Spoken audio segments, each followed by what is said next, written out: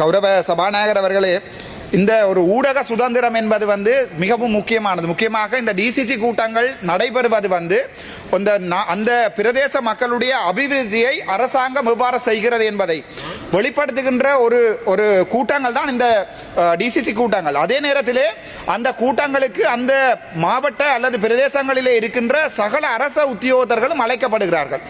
அங்கே கதைக்கப்படுற விடயங்கள் பொதுமக்களை கட்டாயம் போய் சேர வேண்டும். அதை தடுக்க வேண்டிய தேவை கௌரவ அமைச்சர் சந்திரசேகருக்கு இல்லை. ஆனால் கிளிநொச்சியிலே நடந்த ஊழல் தொடர்பாக நான் கதைக்கின்ற போது என்னுடைய மைக்கை கௌரவ அமைச்சர் அவர்கள் ஓஃப் பண்ணி வைத்திருந்தார். ஒரு பாராளுமன்ற உறுப்பினர் ஒருவருடைய மைக்கை ஓஃப் பண்ணி வைத்திருக்கிற அளவுக்கு இந்த அரசாங்கத்துக்கு என்ன தேவை இருக்கிறது எனக்கு விளங்கவில்லை. பாராளுமன்ற சபாநாயகர் கூட என்னுடைய மைக்கை 8 நாட்கள் பிழையாக நீங்கள் நிற்பாடி இருக்கிறீர்கள் என்றது எங்களுடைய பிரிவிலேஜ் கமிட்டியிலே தெளிவாக சொல்லப்பட்டிருக்கிறது, இன்கொயரிஸிலே சொல்லப்பட்டிருக்கிறது.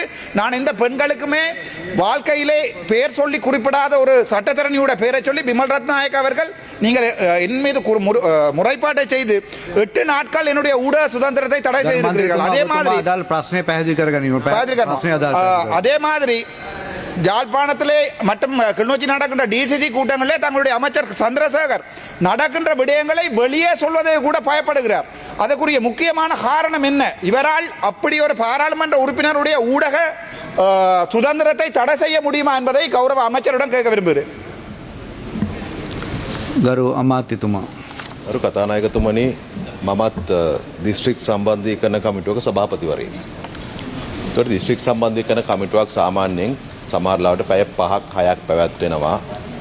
පාර්ලිමේන්තුව වගේ නෙවෙයි. එතනදී දිස්ත්‍රික්කයේ ඇත්ත ප්‍රශ්න පිළිබඳව පක්ෂ විපක්ෂ මන්ත්‍රීවරු කරුණු ඉදිරිපත් කරාම ලදාරීන් මාර්ගයෙන් ඒ ප්‍රශ්න විසඳීම සඳහා අපි කටයුතු කරනවා.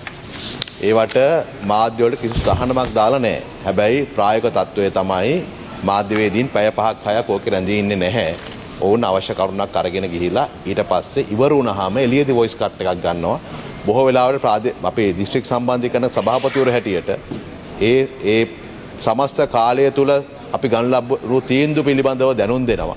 විපක්ෂ මන්ත්‍රීවරුත් මම දැකලා තියෙනවා. මොකද සාමාන්‍යයෙන් අපේ දිස්ත්‍රික්කයේ මුළු පැය 5ම 6ම රැඳිලා ඉන්න විපක්ෂ මන්ත්‍රීවරයෙක් කවදාවත් හිටියේ නැහැ පහුගිය අවුරුදු 1කමාරටම.